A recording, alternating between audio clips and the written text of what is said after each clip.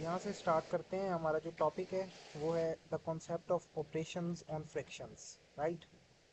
सबसे पहले तो हमें ये पता Yes. होना चाहिए कि फ्रैक्शंस क्या होते हैं।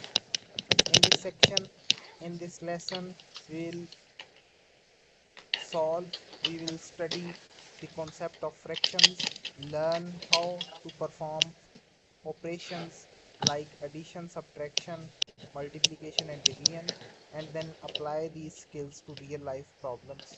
तो ये तो एक छोटा सा है कि इस चैप्टर के अंदर हम क्या देखेंगे। सबसे पहले आपके पास कॉन्सेप्ट ऑफ फ्रैक्शन आ जाता है। A fraction is a concept which represents a numerical value and defines part of the whole number, a group or a ratio। तो जब भी हमने किसी फ्रैक्शन की बात करनी है तो बेसिकली हमने मैथमेटिकली किसी पार्ट को, किसी यूनिट को डिफाइन करना है किसी होल ग्रुप में से। फॉर एग्जांपल, ये एक पिज़्ज़ा बना हुआ है, तो अगर मैं कहूँ कि एक पिज़्ज़े का जो एक स्लाइस है उसकी क्या फ्रैक्शन होगी, दैट विल बी वन। एक अब देखेंगे हम कि इसके कितने स्लाइसेस हैं टोटल पिज़्ज़ा के, तो ये 4 स्लाइसेस हैं। It means that it's fraction will be 1/4, right. तो ये हमने क्या किया, एक पार्ट को in the form of fraction लिख दिया। ओके। इसके Yes. अंदर ये जो फ्रैक्शन को लिखने का तरीका ये होता है 1/4। ये जो ओवर की फॉर्म है इसको हम डिवीजन भी कह सकते हैं, इसको लिख सकते हैं 1/4। तो इसका मतलब होता है डिवीजन। तो इसमें जो इस फ्रैक्शन के ऊपर वाली टर्म होती है इसको हम कहते हैं न्यूमरेटर। क्या कहते हैं? न्यूमरेटर। Numerator. और जो इस फ्रैक्शन में नीचे वाली टर्म होती है इसको हम क्या कहते हैं? Numerator. डिनोमिनेटर। ओके। तो इसके Yes. बाद कहते हैं कि fractions include two parts, the numerator and the denominator. Numerator क्या है? It is the upper part of the fraction that represents the number of the sections of a fraction. तो ये बेसिकली अपर पार्ट है और ये represent क्या करता है? Number of the sections of the fraction. तो कितने हमने जो है वो सेक्शंस को सिलेक्ट किया है या कितने सेक्शंस को हम शो कर रहे हैं। जैसे यहाँ पे हम 1 सेक्शन को शो कर रहे हैं, अगर हम 3 सेक्शंस को शो करना चाहें तो ये हमारे पास क्या हो जाएगा? 3/4। अगर 2 सेक्शंस को शो करना चाहें तो 2/4। तो ये हमारे पास सेक्शंस को रिप्रेजेंट कर रहा होता है न्यूमरेटर। ओके। उसके बाद डिनोमिनेटर आ जाता है। इट इज द लोअर और bottom part of the fraction that represents the total parts into which the fraction is equally divided. तो ये बेसिकली रिप्रेजेंट करता है हमारा टोटल पार्ट को, कि हमारा जो टोटल पार्ट है वो कितना है। फॉर एग्जांपल, हम एक पार्ट को रिप्रेजेंट कर रहे थे। अब हम देखेंगे कि इस पिज़्ज़ा के टोटल पार्ट्स कितने हैं। 1 2 3 4, 4 टोटल पार्ट्स हैं। It means that denominator always represents the total part of the given given thing. Okay, which is the fraction is Yes. Equally divided. यहाँ तक कोई प्रॉब्लम है तो मुझे बताओ।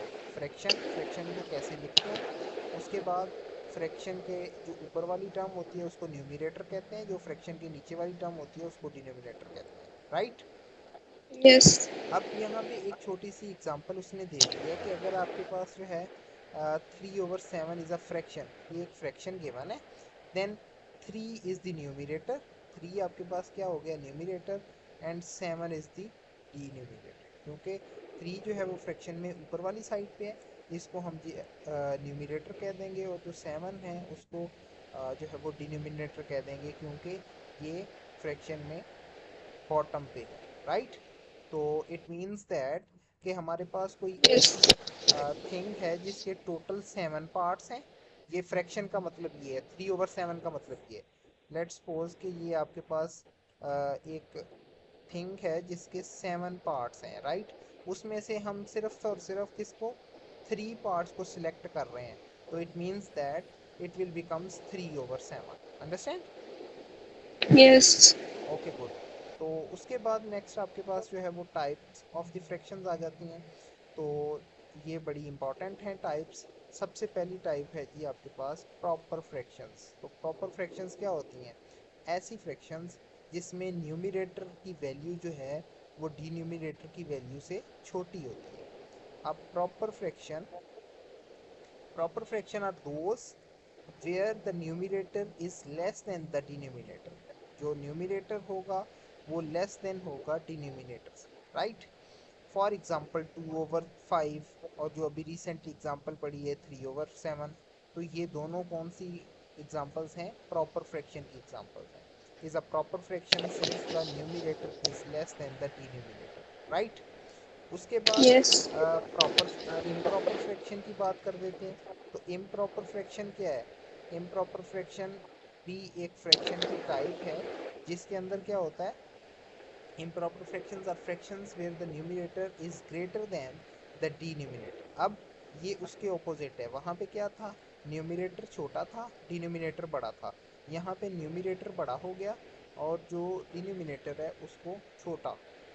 फॉर एग्जाम्पल 7/5, अब इसमें न्यूमिनेटर आपका ग्रेटर है और जो डिनोमिनेटर है वो लेस है, is a improper fraction since the numerator is greater than the denominator. तो इस वजह से हमने इसको इम्प्रॉपर फ्रैक्शन कह दिया।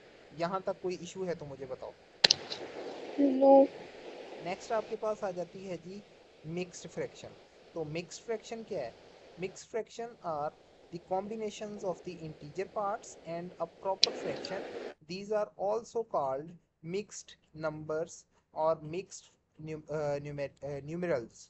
तो इसके अंदर जो है ये आप मिक्स फ्रैक्शन जो है वो बेसिकली कॉम्बिनेशंस होता है जिसके अंदर आपके पास एक इंटीजर पार्ट होता है और एक प्रॉपर फ्रैक्शन पार्ट होता है, इसमें इम्प्रॉपर नहीं आता, राइट।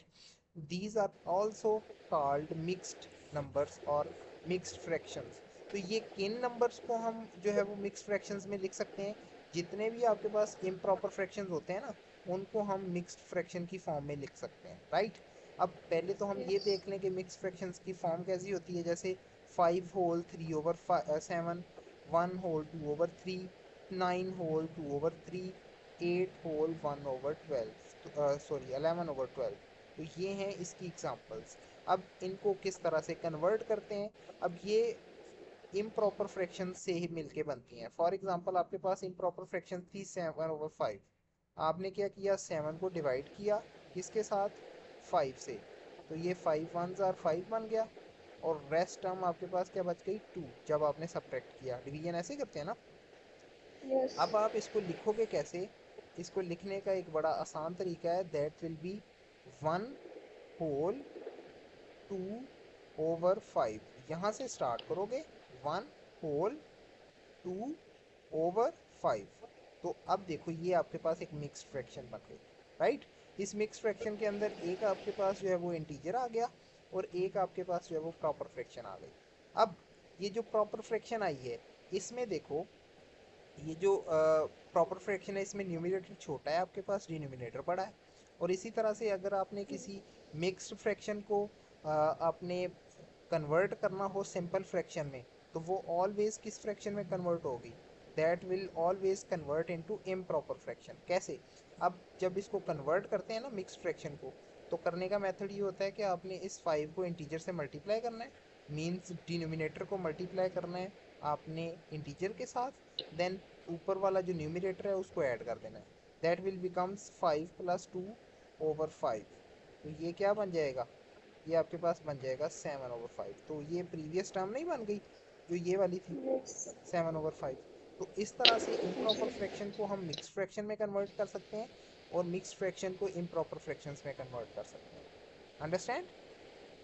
Yes. ओके। जब आपने रिवाइज करना हुआ इसको तो मैं इसकी रिकॉर्डिंग कर रहा हूँ तो आप उसको भी देख सकते हैं बाद में। नेक्स्ट आपके पास आ जाता है जी लाइक फ्रैक्शंस। तो लाइक फ्रैक्शंस कौन सी हैं, like fractions, these are the fractions that are alike और the same. For example 1/3 and 2/3, they are alike since they have same denominator। तो जिनके डिनोमिनेटर सेम होते हैं उनको जो है वो हम लाइक फ्रैक्शंस कहते हैं, राइट। जैसे 1/3 है 2/3 है, अगर जो है वो कुछ भी और ऐसी टर्म आ जाए 5/3, तो इसको हम क्या कहते हैं, अलाइक। तो ये आपके पास लाइक फ्रैक्शंस आ गए। इसी तरह से आपके पास जो है वो अनलाइक फ्रैक्शंस आ जाती हैं। Unlike fractions are those that are dissimilar, इसके अंदर कोई सिमिलरिटी नहीं होती, जैसे 1/2 एंड 2/3, तो डिनोमिनेटर सेम नहीं है it means they are unlike fractions.